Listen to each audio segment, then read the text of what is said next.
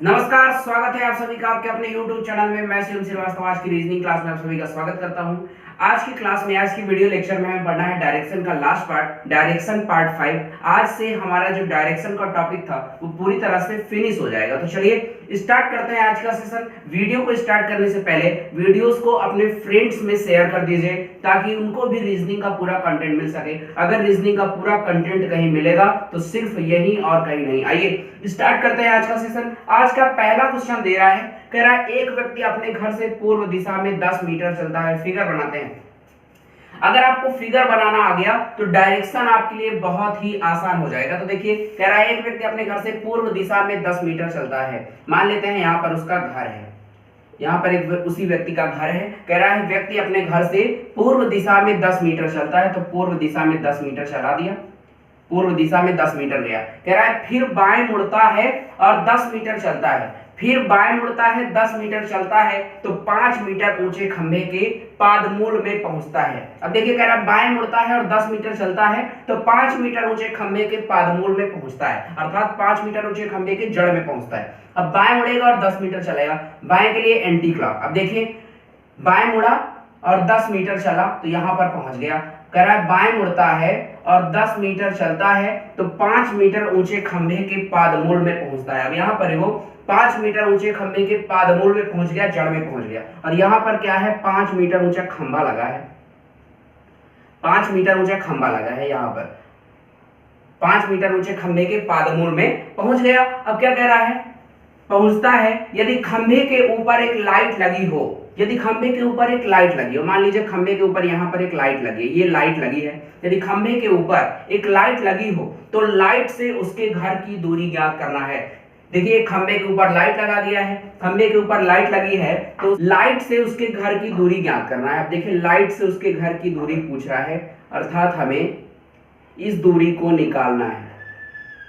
ये जो दूरी है, लाइट से उसके घर की जो दूरी है, इस दूरी को हमें निकालना है। ये दूरी हमें चाहिए, ये दूरी को हमें निकालना है, ये दूरी हमें चाहिए, ये ध्यान रखना। अब देखिए, इस दूरी को हमें निकालना है। अब क्या करूं, क्या करेंगे कि देखिए, इसको और इसको मिला दूंगा, इसको यहां से इस प्रकार मिला दूंगा। तो देखिए, मैंने इसको यहां से इस प्रकार मिला दिया, ये यहां से मिल गए। अब देखिए, ये आपका क्या है, 90 डिग्री है, ये 90 डिग्री है, ये 90 डिग्री है। तो 90 डिग्री के सामने वाली क्या हो गई, आपकी कर्ण हो गई। ये भुजा आपकी कर्ण हो गई, तो कर्ण हो गई। अब देखिए, ये वाली आधार और लंब हमें पता है, तो क्या करेंगे, इसमें हम पाइथागोरस थ्योरम लगा देंगे तो ये वाली भुजा की माप आ जाएगी, कर्ण की माप आ जाएगी। अब देखिए, पाइथागोरस थ्योरम अगर मैं लगाऊं तो क्या होता है, आपका कर्ण का वर्ग बराबर आधार का वर्ग प्लस लंब का वर्ग। ये 10 है तो कर्ण का वर्ग बराबर आधार का वर्ग प्लस लंब का वर्ग होता है। तो 10 का वर्ग 100 और 10 का वर्ग 100, 100 और 100 को जोड़ेंगे तो क्या हो जाएगा, 200। और उधर तरफ आपका स्क्वायर होता है तो इधर तरफ क्या लग जाएगा, रूट लग जाएगा। तो इसका मान क्या हो जाएगा, रूट 200 मीटर। इसका मान क्या हो जाएगा, रूट 200 मीटर। अब देखिए, इसका मान आ गया, इस भुजा का मान आ गया। अब इसका मान भी हमें पता है और ये क्या है, आपका 90 डिग्री है। इसी प्रकार से हम एग्जाम में भी डायरेक्ट इस प्रकार के जो आसान मान होते हैं उनको डायरेक्ट बिना लिखे, बिना कैलकुलेशन किए लगाएंगे। तो चलिए, इसका मान आ चुका है और ये क्या है, आपका 90 डिग्री है, 90 डिग्री है। और 90 डिग्री सामने वाली भुजा क्या होती है, कर्ण होती है आपकी। तो ये भुजा क्या हो गई, कर्ण हो गई। अब देखिए, ये हो गई आपकी कर्ण, एक भुजा आधार हो जाएगी और एक भुजा लंब हो जाएगी। तो पाइथागोरस थ्योरम हम इसमें भी लगा देंगे तो क्या हो जाएगा, आपका कर्ण का वर्ग बराबर, अगर मैं इसको ए बी मान लूं, ये जो दूरी है इसको ए बी मान लूं, तो कर्ण का वर्ग बराबर क्या हो जाएगा, आपका आधार का वर्ग प्लस लंब का वर्ग। ये हो जाएगा, ये हो गया। अब देखिए, इसको हम करें ए बी का स्क्वायर, ए बी का स्क्वायर बराबर क्या हो जाएगा, इसमें से स्क्वायर है तो रूट हट जाएगा 200, 5 का वर्ग क्या हो जाएगा 25, तो आपका क्या हो जाएगा 225। अब देखिए, ए बी का स्क्वायर बराबर 225 है। अब इसका अगर हम स्क्वायर हटाएंगे तो इधर क्या लग जाएगा, अंडर रूट लग जाएगा, तो इधर अंडर रूट हो गया। अब देखिए, ए बी बराबर क्या हो जाएगा, आपका 225, किसका वर्ग होता है, 15 का। तो ए बी बराबर आ गया 15 मीटर। और ए बी का मान ही हमें निकालना था, ए से बी तक की दूरी, लाइट से उसके घर तक की दूरी निकालना था, इस भुजा की माप निकालना था। तो क्या आ गई, 15 मीटर, इसको हमने ए बी माना और इसकी माप क्या आ गई 15 मीटर आ गई। तो लाइट से उसके घर की दूरी हमें बताना था, तो लाइट से उसके घर की दूरी क्या हो गई 15 मीटर। तो जो हमारा आंसर हो जाएगा वो क्या हो जाएगा आपका 15 मीटर हो जाएगा। तो क्वेश्चन आपको समझ में आ गया होगा। इसी प्रकार से हम एग्जाम में जल्दी से जल्दी क्वेश्चनों को लगाएंगे। तो इस क्वेश्चन को आप नोट कर लीजिए, इसके बाद मैं आपको अगला क्वेश्चन कराता हूं। तो इसको नोट करिए पहले।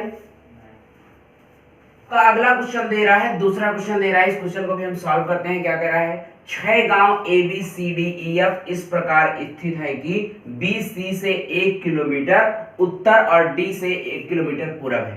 फिगर बनाते हैं। कह रहा है 6 गांव A B C D F इस प्रकार स्थित है कि बी सी से 1 किलोमीटर उत्तर, बी सी से 1 किलोमीटर उत्तर है। देखिए बी को सी से 1 किलोमीटर उत्तर कर दिया, जो फिगर में कह रहा है वही बना दिया हमने। कह रहा है बी सी से 1 किलोमीटर उत्तर, तो बी सी से 1 किलोमीटर उत्तर और डी से 1 किलोमीटर पूरब है। जो बी है वो सी से 1 किलोमीटर उत्तर है और डी से 1 किलोमीटर पूरब है। डी से 1 किलोमीटर पूरब है, तो ये फिगर बना दिया। बी सी से 1 किलोमीटर उत्तर और डी से 1 किलोमीटर पूरब है, ये हो गया। आगे क्या कह रहा है, ई एफ से 1 किलोमीटर पश्चिम है। ई एफ से 1 किलोमीटर पश्चिम है। देखिए ई और एफ यहाँ पर कुछ भी जिक्र नहीं है, ई और एफ का जिक्र यहाँ पर नहीं है, तो अलग से बना लेंगे। ई एफ से 1 किलोमीटर पश्चिम है, तो इधर बना लेता हूं मैं। ई एफ से 1 किलोमीटर पश्चिम है, ई एफ से 1 किलोमीटर पश्चिम है, तो मैंने अलग से बना लिया। ई एफ से 1 किलोमीटर पश्चिम है, यहां तक का फिगर हो गया। आगे क्या कह रहा है, ए सी से 1 किलोमीटर पश्चिम, ए सी से 1 किलोमीटर पश्चिम, तो ए सी से 1 किलोमीटर पश्चिम और एफ से 1 किलोमीटर उत्तर है। जो ए है वो सी से 1 किलोमीटर पश्चिम और एफ से 1 किलोमीटर उत्तर है। तो देखिए एफ ऐसे है, ई और एफ है, और जो ए है वो एफ से 1 किलोमीटर उत्तर है, 1 किलोमीटर उत्तर है। अब ई और एफ जुड़ा है तो इसको ऐसे जोड़ लेंगे, ये हो गया। ए सी से 1 किलोमीटर पश्चिम और एफ से 1 किलोमीटर उत्तर है, यहां तक का फिगर हो गया। तो कह रहा है तो कौन से 3 गांव एक सीधी रेखा में हैं? कौन से 3 गांव एक सीधी रेखा में हैं, ये हमें बताना है। तो कि कौन से 3 गांव एक सीधी रेखा में है, बताइए कौन से 3 गांव एक सीधी रेखा में हैं। देखिए अगर इसको हम डैश डैश करके देखें तो ये तीनों गांव क्या हैं, एक सीधी रेखा में हैं। D A F, D A F क्या है, एक सीधी रेखा में है। डी ए एफ ये तीनों गांव क्या हैं, एक सीधी रेखा में हैं। तो हमारा आंसर क्या हो जाएगा, डी ए एफ। ये 3 गांव एक सीधी रेखा में हैं। किस ऑप्शन में है बताइए। देखिए बी नंबर ऑप्शन में दे रहा है डी ए एफ, तो हमारा आंसर क्या हो जाएगा, डी ए एफ। जो 3 गांव हैं वो एक सीधी रेखा में हैं। अगर यहीं पर पूछा होता कि कौन से 3 गांव विकर्णवत स्थित है, कौन से 3 गांव विकर्णवत स्थित है, तो क्या बताते, ई A B. E A B जो क्या है वो क्या है, जो ई ए बी 3 गांव है क्या है, विकर्णवत स्थित है।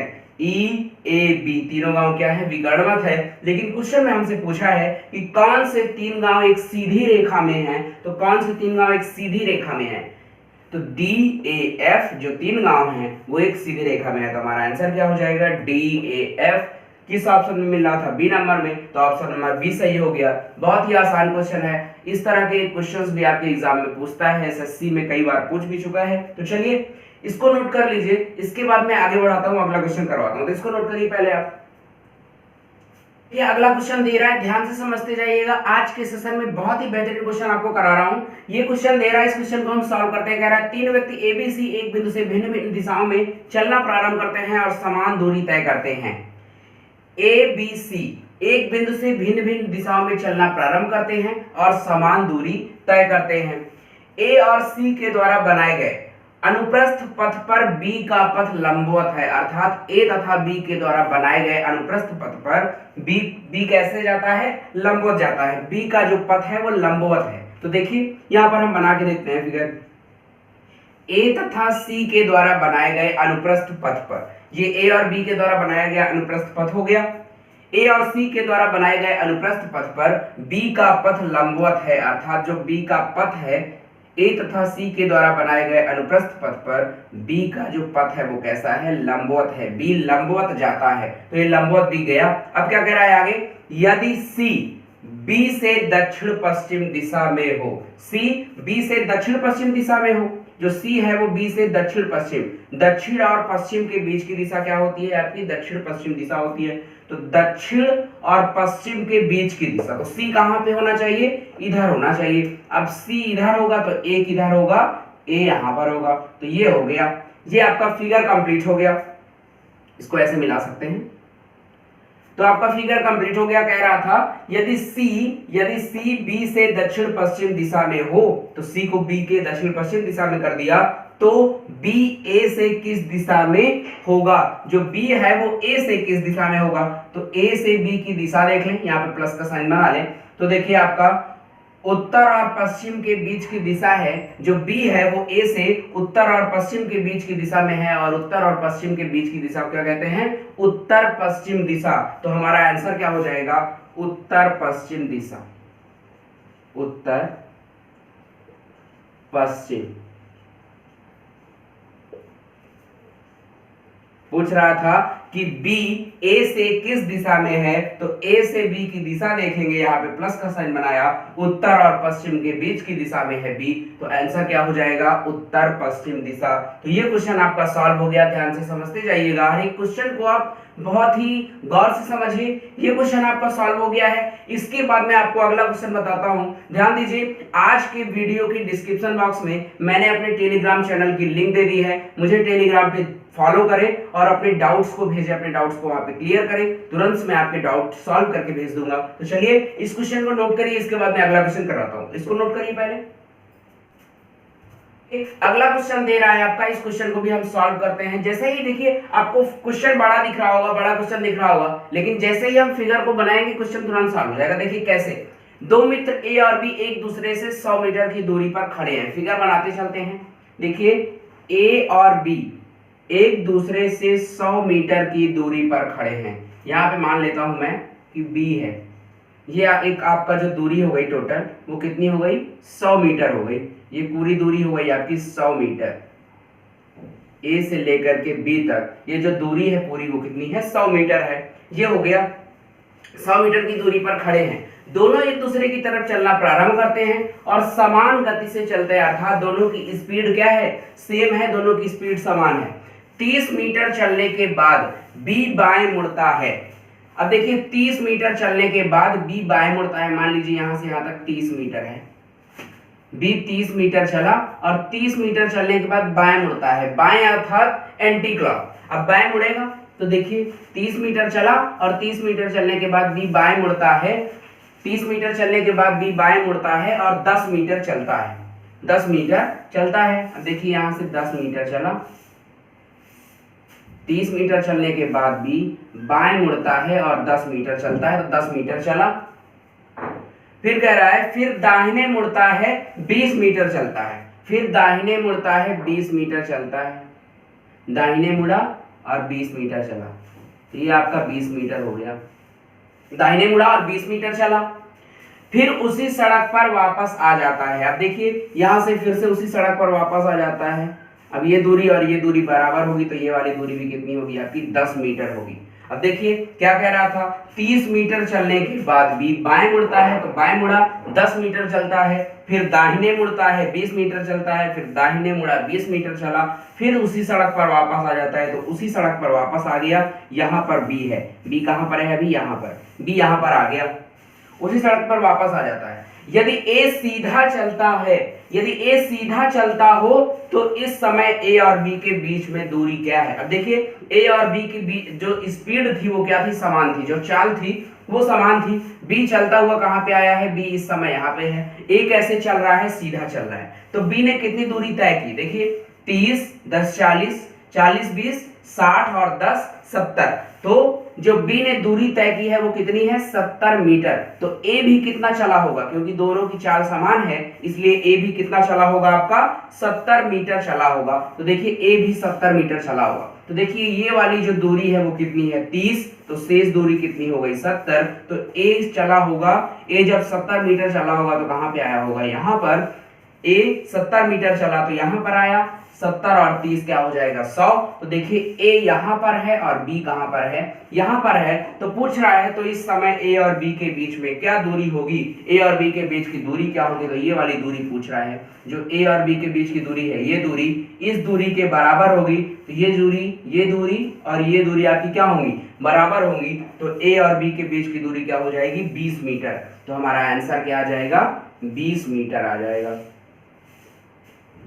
ए और बी के बीच की दूरी पूछ रहा है तो क्या हो जाएगी 20 मीटर हो जाएगी, क्योंकि दोनों की चाल समान थी। जो क्वेश्चन में कह रहा था उसी प्रकार से हमने डायग्राम बना दिया, जो जो कह रहा था वही वही कर दिया, डायग्राम बन गया। और जो पूछ रहा था वो हमने बता दिया। ए और बी के बीच की दूरी पूछ रहा है तो क्या हो जाएगी 20 मीटर हो जाएगी। क्वेश्चन आपको समझ में आ गया होगा।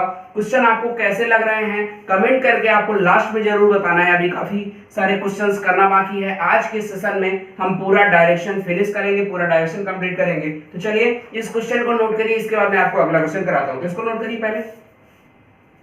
दे रहा है अगला क्वेश्चन, इस क्वेश्चन को भी हम सॉल्व करते हैं। सबसे पहले फिगर बनाएंगे। क्या कह रहा है, ए एवं बी का घर उत्तर से दक्षिण दिशा में जाती हुई सड़क के आमने सामने स्थित है। जो ए एवं बी का घर है वो उत्तर से दक्षिण दिशा की ओर जाती हुई सड़क के आमने सामने स्थित है। तो ए का घर यहाँ पे होगा कहीं और बी का घर यहाँ पे होगा। आगे क्या कह रहा है, ए का घर बी के पश्चिम दिशा में है। जो ए का घर है वो बी से किस दिशा में है, पश्चिम दिशा में है। तो एकदम सही बना है, जो ए का घर है वो बी से पश्चिम दिशा में है। फिर क्या कह रहा है, ए अपने घर से बाहर निकलता है, सड़क पे आता है, बाएं मुड़ता है और 5 मीटर चलता है। यहां तक ए अपने घर से बाहर निकलता है, सड़क पे आता है, बाएं मुड़ता है और 5 मीटर चलता है। ए अपने घर से बाहर निकला, सड़क पे आया, अब बाएं मुड़ेगा, बाएं के लिए एंटी क्लॉक, बाएं मुड़ता है और 5 मीटर चलता है। देखिए बाएं मुड़ेगा और 5 मीटर जाएगा तो यहां पर पहुंच गया, बाएं मुड़ा और 5 मीटर गया तो यहां पर आ गया, यहां पर है अभी। फिर क्या कह रहा है, फिर दाहिने मुड़ता है और 5 मीटर चलता है। अब यहां से दाहिने मुड़ेगा, दाहिने का मतलब क्लॉकवाइज, दाहिने मुड़ेगा और 5 मीटर जाएगा। तो देखिए दाहिने मुड़ा और 5 मीटर चला तो यहां पर पहुंच गया। दाहिने मुड़ता है और 5 मीटर चलता है तो डी के घर पहुंचता है। तो कहां पर पहुंच गया, डी के घर पहुंच गया। जो कह रहा था वही किए हैं। देखिए ए अपने घर से बाहर निकलता है, सड़क पे आता है, बाएं मुड़ता है, 5 किलोमीटर चलता है, फिर दाहिने मुड़ता है, 5 किलोमीटर चलता है तो डी के घर पहुंचता है। तो डी के घर पहुंच गया। अब आगे क्या कह रहा है, यहां तक हो गया तो डी के घर पहुंचता है। बी भी ठीक वैसा ही करता है जैसा ए करता है। बी भी एकदम सेम टू सेम वैसा ही करता है जैसा ए करता है। तो बी भी वैसा ही करेगा जैसा ए करता है। तो क्या करेगा बताइए, बाहर निकलेगा और सड़क पे आएगा। तो देखिए बाहर निकला और सड़क पे आया। बी भी ये बी है, बी भी सेम वही करता है जो ए करता है। तो बाहर निकलेगा, सड़क पे आएगा, फिर बाएं मुड़ेगा। अब देखिए यहां से बाएं मुड़ेगा तो एंटी क्लॉक जाएगा, बाएं मुड़ेगा और कितना चलेगा 5 चलेगा, क्योंकि ए कितना चला है 5 चला है। फिर देखिए यहां पर आ गया। फिर क्या करेगा, फिर ए ने क्या किया था, बाएं मुड़ने के बाद, बाएं मुड़कर 5 किलोमीटर चलने के बाद दाएं मुड़ा है और 5 किलोमीटर चला है। तो ये भी दाएं मुड़ेगा और 5 किलोमीटर चलेगा तो यहां पर पहुंच जाएगा। दाएं मुड़ेगा और 5 किलोमीटर चलेगा तो यहां पर पहुंच जाएगा। तो बी भी ठीक वैसा ही करता है जैसा ए करता है तो सी के घर पहुंचता है। तो ये किसके घर पहुंच जाएगा, सी के घर। ये किसका घर है, सी का। तो सी के घर पहुंच गया। तो सी से डी के बीच की दूरी ज्ञात करना है, कह रहा है। तो सी से डी के घर के बीच की दूरी ज्ञात करो। तो ये दूरी सी से डी के बीच की दूरी, सी और डी को मिला दूं, ये दूरी हमें निकालना है।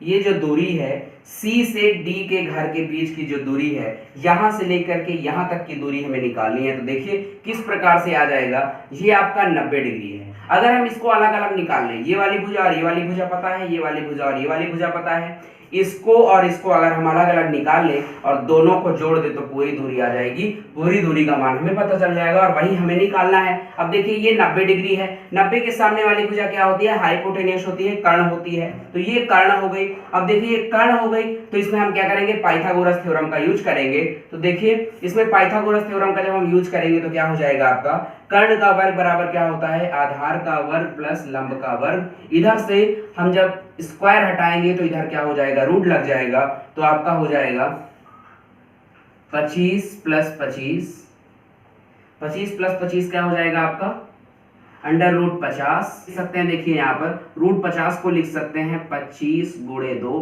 अब 25 किसका वर्ग होता है, 5 का, तो 5 बाहर आ जाएगा, तो 5 और ये किस में रहेगा, रूट 2 में, तो 5 रूट 2। और रूट 2 का मान क्या होता है, रूट 2 का मान क्या होता है 1.4। देखिए 5 में जब हम 1.4 का मल्टीप्लाई करेंगे तो क्या हो जाएगा, 5 को 20 की 0, 2 आ गया आपका शेष में, 5 एकम 5 2 7, तो क्या हो जाएगा 7.0 अर्थात 7, टोटल क्या आ जाएगा 7 मीटर, 7 मीटर आ जाएगा। तो ये जो दूरी होगी आपकी क्या हो जाएगी 7 मीटर, यहां से लेकर के यहां तक, यहां से लेकर के यहां तक की दूरी क्या आ गई 7 मीटर। तो ये वाली देखिए, ये वाला भी 5 है और ये वाला भी 5 है, ये वाला 90 डिग्री होगा, इसमें भी यही फार्मूला लगेगा, सेम ऐसे ही हल होगा।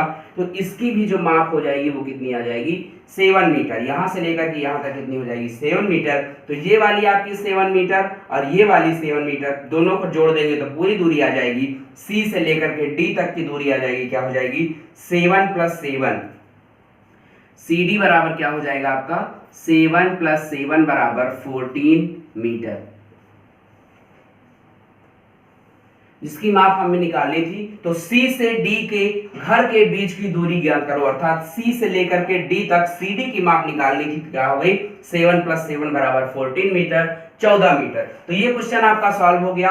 आंसर क्या आ रहा है इसका 14 मीटर, आंसर क्या आ रहा है 14 मीटर, इसका जो आंसर आ रहा है वो क्या आ रहा है 14 मीटर, 14 मीटर। CD की माप ही इसका आंसर होगी। तो ये क्वेश्चन आपका सॉल्व हो गया, आंसर क्या है 14 मीटर। इस क्वेश्चन को आप नोट कर लीजिए, बहुत ही अच्छा क्वेश्चन है, बहुत ही बेहतरीन क्वेश्चन है। इसके बाद मैं और आपको क्वेश्चन करवाता हूं, तो इसको नोट करिए पहले। अब देखिए अगला क्वेश्चन दे रहा है, इस क्वेश्चन को भी हम सॉल्व करते हैं। सबसे पहले फिगर बनाएंगे, क्या कह रहा है, राजू एक वृत्ताकार मैदान के केंद्र बिंदु पर खड़ा है। फिगर बनाते हैं। देखिए एक वृत्ताकार मैदान के केंद्र बिंदु पर राजू खड़ा है, तो एक वृत्ताकार मैदान बना लूं, ये आपका वृत्ताकार मैदान हो गया। और वृत्ताकार मैदान के केंद्र बिंदु पर राजू खड़ा है, यहां पर देखिए, यहां पर आपका राजू खड़ा है, यहां पर राजू खड़ा हुआ है, वृत्ताकार मैदान के केंद्र बिंदु पर राजू खड़ा है। आगे कहता है वहां से दक्षिण दिशा में सीधा चलता है, फिर बाएं मुड़ता है। देखिए दक्षिण दिशा में सीधा चलता है, दक्षिण दिशा में सीधा चलेगा तो यहां पर आ जाएगा, दक्षिण दिशा में सीधा चला फिर बाएं मुड़ता है। अब बाएं मुड़ने के लिए मैंने बताया एंटी क्लॉक मुड़ेंगे, तो ये तो आपका क्लॉकवाइज हो जाएगा, तो बाएं मुड़ेंगे और बाएं मुड़ता है और बाएं मुड़ेगा तो इधर की ओर जाएगा, ये आपका राजू इधर की ओर जाएगा। तो देखिए इधर की ओर राजू जा रहा है,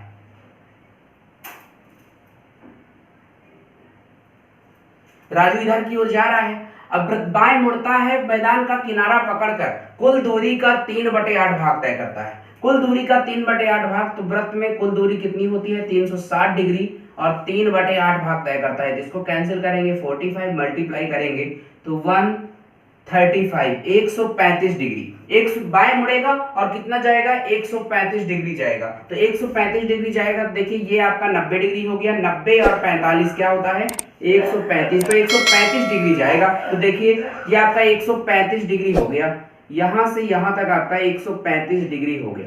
अब देखिए राजू यहां पर आ गया, राजू यहां पर आ गया, इस समय राजू यहां पर है, 3/8 भाग तय करता है, फिर वहां से पश्चिम दिशा में सीधा चलता है। अब देखिए यहां से पश्चिम दिशा में सीधा जाएगा, पश्चिम दिशा में सीधा चलता है और विपरीत बिंदु पर स्थित मैदान के दूसरे किनारे पर आता है। अब देखिए यहां से पश्चिम दिशा में सीधा चलता है, पश्चिम दिशा में सीधा चला, इस साइड अभी राजू जा रहा है, इस प्रकार